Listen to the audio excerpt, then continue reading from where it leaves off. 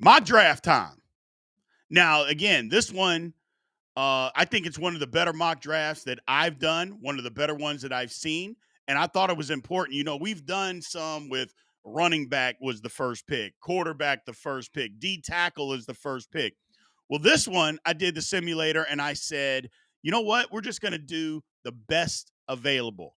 That's it. No other. We're just not looking at position. We're not looking at anything other than who is the best available player based on the rankings that they have. Who's the best available player every single pick that the Steelers have from the first round, third, fourth, fifth, sixth, seventh. That's it. We didn't look at position. We didn't look at anything other than that's the next player that comes on the top player that comes on the board. That's what we did. It was pretty interesting too, because it kind of took people in a position. It's almost like these simulators are starting to figure out, okay, these teams need this guy here, this guy there, this guy at this certain time in the draft, so it's almost like they have that figured out. Which is pretty cool in itself, but AI can do anything. So let's get started on this. Oh, by the way, we didn't do any trades on the draft either. They always come up with trades. It's too messy to try to mess with trades. Just, hey, line up, here are the Steelers picks, and let's go from there. So with the first round pick at number 21, the Steelers took Kelvin Banks.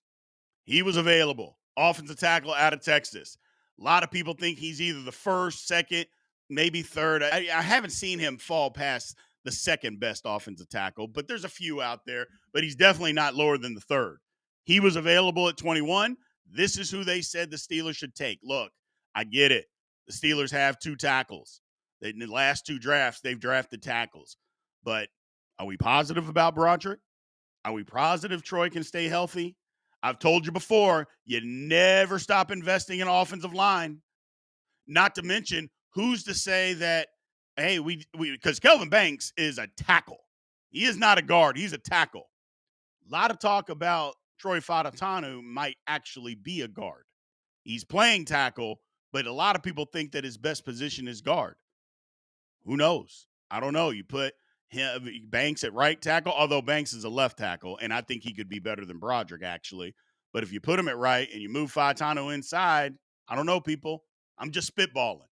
But that's who they should say they should take. I don't necessarily disagree. I'd never stop investing in the offensive line. I don't care how many you got. So in the third round, he was available. I was on him early and I kind of backed off, after the Senior Bowl combine. I backed off a little bit, and his stock has fallen a little bit too. But in the third round, Deion Walker, defensive tackle out of Kentucky, you know, he was a mid, and when all this process started, he was a first round pick. And then, okay, well, then the breakdown started to happen. Then it was second round, and now it's third round. His senior year did a number on him. And he kind of did it to himself, to be honest with you, because his junior year, he couldn't be blocked. You just couldn't block the kid. Senior year looked like, I don't want to get hurt. I came back for NIL. I'm going to try to increase my draft stock, but I don't want to get hurt. Didn't play with the same type of fire. And it showed. You could see it on tape. So hopefully he can get back to that junior year saying, hey, now it's time. If he does, it's a great pick. And I'll be honest with you. If he gets the junior year film back and that's what he plays like in the National Football League, Steelers got a steal in the third round if they get him here. Absolute steal in the third round. Next pick, fourth round, DJ Giddens, running back out of Kansas State. His stock has been going up lately by all over the place. Again, that 40 time that he ran at the combine, people thought he was going to be like a 4.58 guy. He was 4.43, so a lot faster than what people had anticipated. He was banged up near the end of last year. And so people thought, okay, maybe he's not that fast. But you see some of his breakaway runs that he had earlier in the season, he was not banged up. And he was running away from people.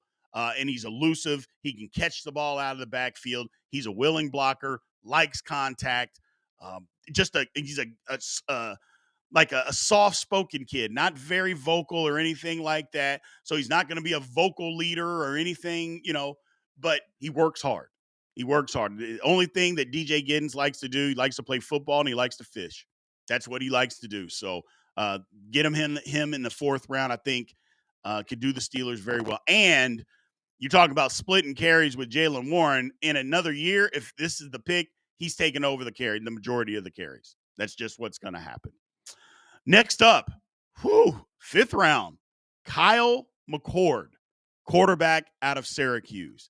Now, the Ohio State fan, Big G's not going to like him because, look, Kyle McCord was the scapegoat for the year in 2023 for Ohio State Buckeyes. They blamed everything on him.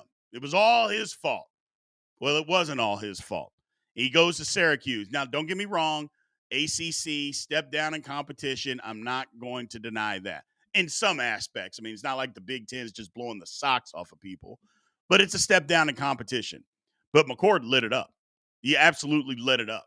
And he's getting a lot of buzz lately as far as, hey, in the fifth round, you're getting a steal with Kyle McCord. I like him. I've said that. I 100% believe that he was a scapegoat for Ohio State fans, just the Ohio State program in general.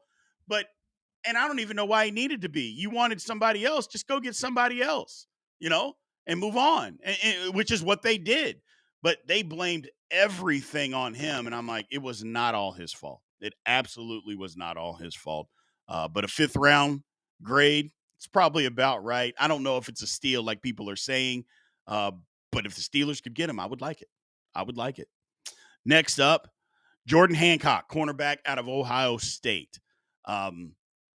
Tested well, but I fear he might be one of those guys that tests well, maybe doesn't play spectacular. I think he's pretty good, but a sixth round grade is probably, to me, might be a little high, might be more like a seventh round, but plays hard, can play fast, a little handsy, but in the sixth round, decent value.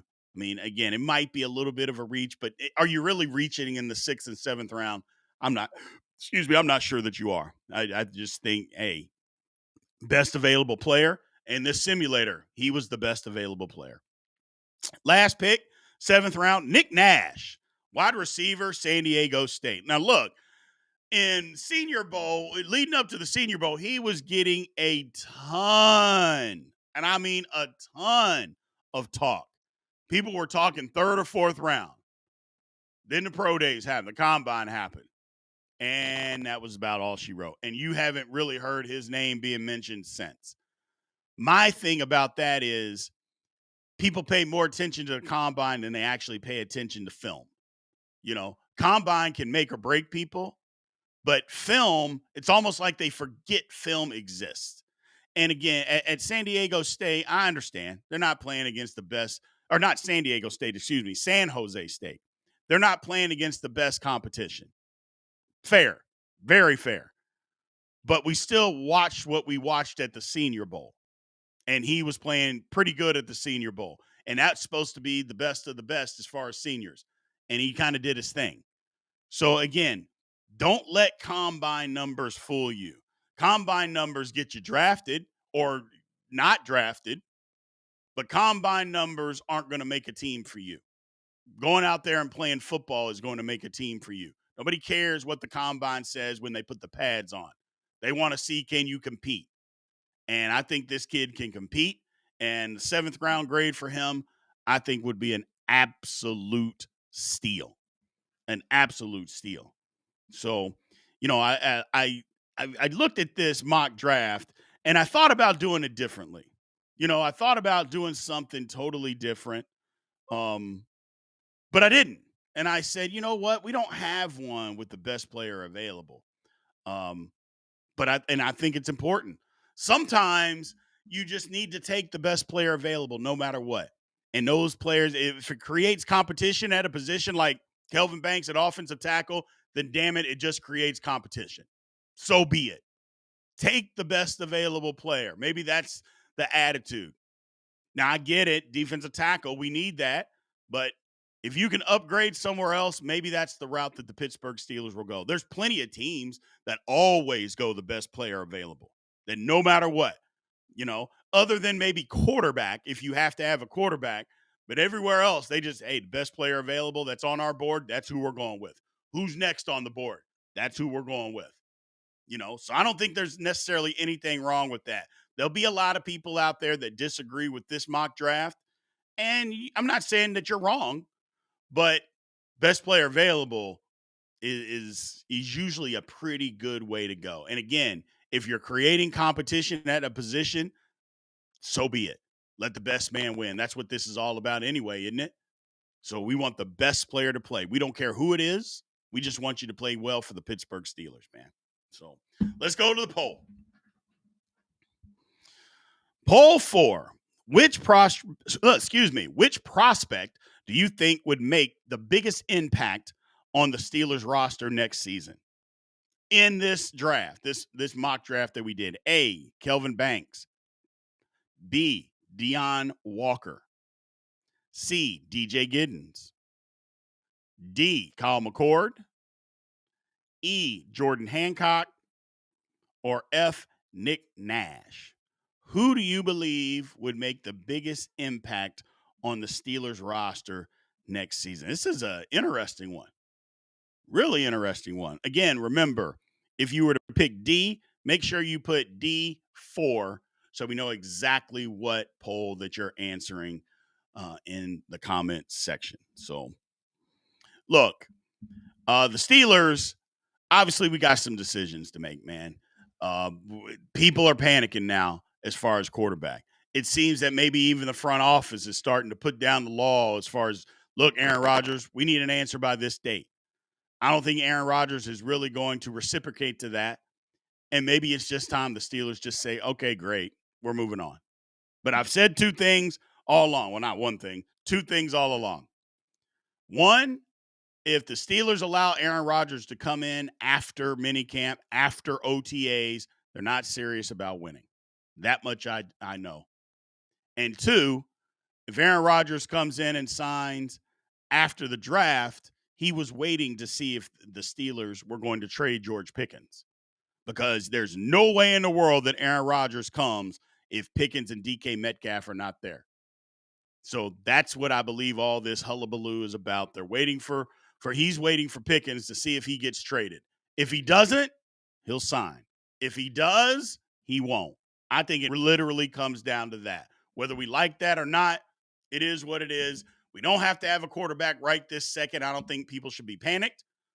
But as soon as it's time, and it's coming up pretty quickly, Rodgers is going to have to make a decision, and the Steelers are going to have to hold a line and say, you have this date. If you don't, thank you very much. We appreciate your time, but we got to move on.